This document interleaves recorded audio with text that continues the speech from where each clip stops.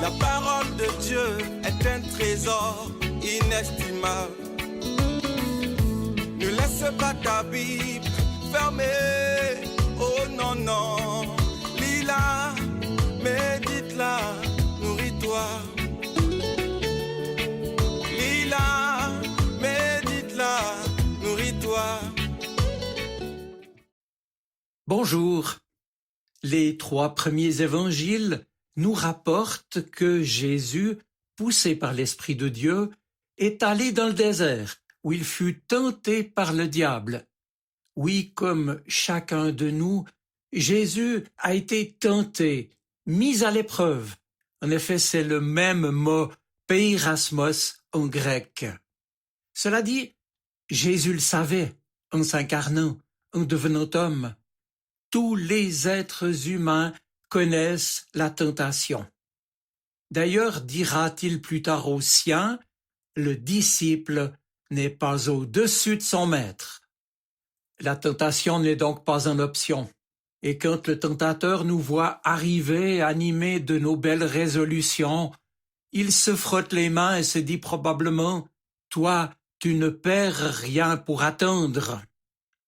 Bref, on est bien obligé de vivre avec la tentation, mais précision importante, on n'est plus obligé d'y céder.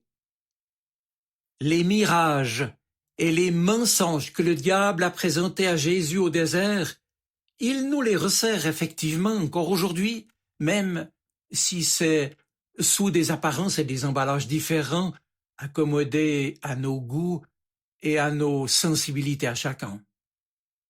Or, ce qu'il faut ici souligner, c'est que ces 3 tentations vont crescendo, en augmentant, dans le danger qu'elles véhiculent. Ainsi, le diable nous attaque sur nos 3 grands points faibles, nous qui constamment cherchons à satisfaire nos désirs de possession, nos désirs de pouvoir et nos désirs de gloire. Et dans chacun de ces 3 domaines, le dénominateur commun, c'est l'orgueil qui fait notre faiblesse. Tentation de nous vouloir indépendants de Dieu, ne lui faisant pas suffisamment confiance. La première tentation concerne ce que nous pourrions donc appeler le règne de l'avoir. Si tu es le Fils de Dieu, dit le diable à Jésus, ordonne que ces pierres se changent en pain. Il s'agit de satisfaire son besoin immédiat de combler sa faim et de manger après son long jeûne. Plus subtilement pour nous, de satisfaire nos multiples besoins, envies et intérêts, de vivre en cherchant à avoir, à obtenir plus et toujours plus. Ensuite, avec la 2e tentation, la suggestion du diable, c'est d'offrir à Jésus, et donc à chacun de nous, le pouvoir, la domination. Et pour Jésus, c'est lui promettre d'être à la tête de tous les royaumes de ce monde, de devenir ici-bas le plus puissant. Et pour nous, d'être le ou la meilleure. Tentation de la puissance et de l'orgueil aussi, avec cette nuance toutefois, puisque devenir le ou la meilleure, ce ne le sera qu'à condition de rester esclave du diable. En effet, Satan a ajouté « Tout cela, dit-il à Jésus, je te le donnerai, si tombant à mes pieds, tu me rends hommage. » Enfin, la 3e tentation, après celle de l'avoir et du pouvoir, c'est la gloire.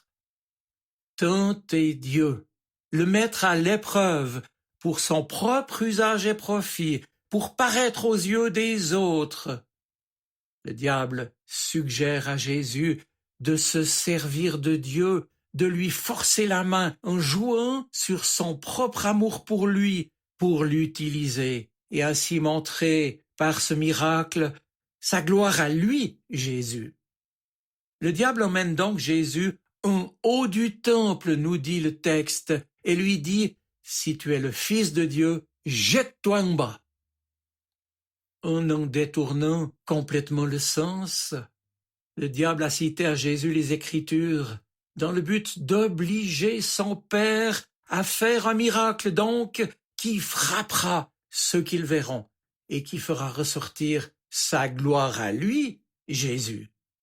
Si tu es le Fils de Dieu, lui dit-il, sers-toi de la force divine pour transcender, dépasser la misérable condition humaine que tu es venu assumer. Beau miracle en perspective. Mais nous aussi, ne sommes-nous pas tentés parfois d'en mettre plein la vue à nos semblables pour flatter notre moi et conforter notre position avantageuse dans l'esprit des autres? Il y aurait beaucoup à dire, évoquant le règne aujourd'hui du paraître et des apparences dans notre société moderne, que ce soit par exemple dans les médias ou dans le monde de la politique, etc.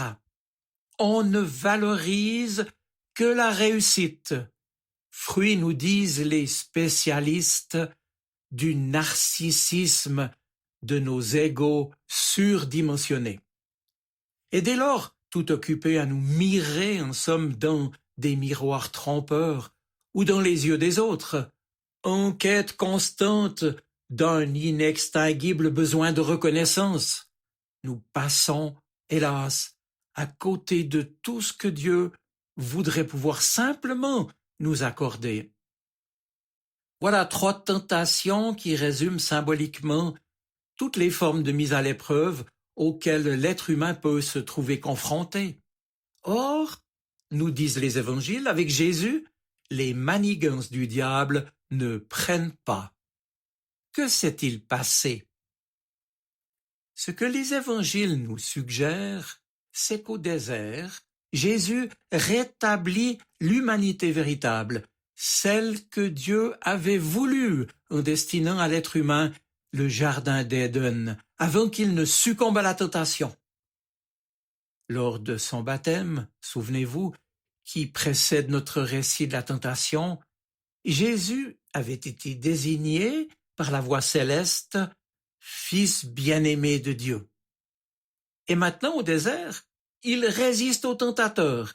Il est donc bien, nous suggère l'Évangile, le nouvel Adam, l'être humain nouveau, conforme au dessein de son Créateur. Le Christ est allé au désert, à l'écart, pour échapper au piège du diable et vaincre la tentation. Il nous faut écarter tout ce qui nous encombre et qui vient parasiter notre relation avec Dieu. Et ici, d'expérience, il est question de s'abstenir ou de rejeter ce qui pourrait être un piège pour nous dans quelque domaine que ce soit. Et là, chacun de nous sait bien de quoi il peut s'agir. Et puis, il nous est rapporté que Jésus a prié et jeûné. Il n'y a pas de pilule magique, mes amis, contre la tentation. Et pour avancer dans la vie chrétienne, pour ne pas entrer dans la tentation, mais lui résister, il faut prier, s'imprégner des promesses de Dieu, de la Bible, et avec l'aide de son esprit, agissant en nous, s'efforcer de mettre en pratique ce que Dieu nous demande, en étant précisément à l'écoute de son esprit qui veut nous conduire.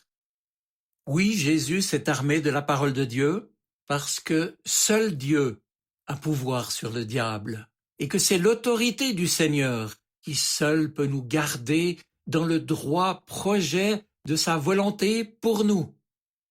Le désert, la prière et parfois le jeûne, l'humilité, la parole de Dieu, voici donc en quelque sorte notre manuel pratique du combat chrétien. En passant, je vous signale que les 3 réponses de Jésus ont rapport non seulement avec la foi d'Israël en son Dieu, mais aussi et surtout à la manière de se comporter par rapport à lui, à savoir se nourrir de sa parole, l'adorer et ne pas le mettre à l'épreuve. C'est à ces 3 préceptes fondamentaux que le peuple, hélas, avait été infidèle lors de son séjour au désert. 3 fois mis à l'épreuve, lui Jésus est donc victorieux des tentations auxquelles Israël avait succombé. Ce faisant, prenons-y garde, il n'est pas seulement une sorte de modèle à contrario par rapport à Israël, il est surtout celui qui accomplit l'Écriture, au sens où il met en pratique les principes précisément qu'elle énonce. Il la réalise de manière effective, dévoilant par là même son sens le plus profond, à savoir l'amour et la confiance. Jésus n'a donc pas tenté le Seigneur son Dieu. Il a confiance en lui. Il est sûr de son amour. Il sait qu'il veille sur lui et qu'il agit pour le mieux de chacun. Il ne lui demande donc rien pour lui-même, mais il s'abandonne entre ses mains. Et plus tard, nous le savons sur la croix, il ira jusqu'au bout de cet abandon filial en disant « Père, c'est entre tes mains que je remets mon esprit. » Ainsi Jésus n'a eu de cesse d'affirmer que le Père est à la première place dans sa vie, première place de celui dont il reçoit la vie de toute éternité, première place de celui qu'il est venu servir pour notre bien à tous. Là où Israël avait failli, lui Jésus n'a pas failli. Lui a eu la force de résister au diable qui n'a pas eu le dernier mot.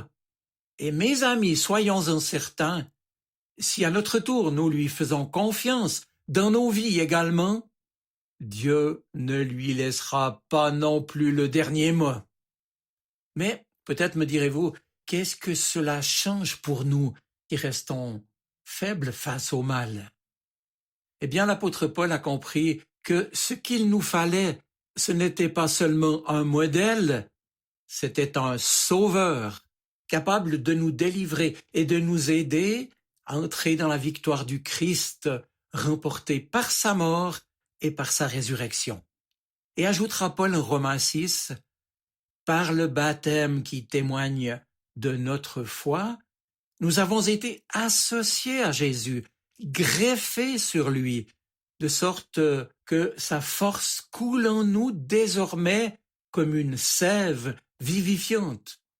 Ce n'est plus moi qui vis, c'est le Christ qui vit en moi, écrit Paul aux Galates. Tout ce qu'il a reçu de son Père, Jésus me le donne. Ma faiblesse est donc pleine de sa force à lui. Mes tentations, il les combat avec moi, en moi. Je ne suis pas seul, ni toi non plus, dans les tentations. Je ne suis pas seul face au mal. Je ne suis pas seul face à la mort. Je suis dans le Christ, associé à lui qui les a vécues pour moi, ces tentations, qui a combattu pour moi, qui est mort pour moi. Sa victoire, c'est aussi la promesse de ma victoire. Ainsi, dans le Christ, nous sommes vainqueurs. Mes amis, en nous proposant de méditer le récit des tentations de Jésus au désert, les évangiles ne se proposent pas seulement de nous montrer comment nous pouvons, à notre tour, nous revêtir précisément de la victoire du Christ, mais ils nous mettent aussi en garde contre les idoles qui travaillent nos propres cœurs. Ce d'autant que leur dangerosité et leur nocivité sont hélas aujourd'hui amplifiées quand on veut nous faire croire que le diable n'existe pas. Je vous souhaite une bonne semaine. Soyez bénis. Amen.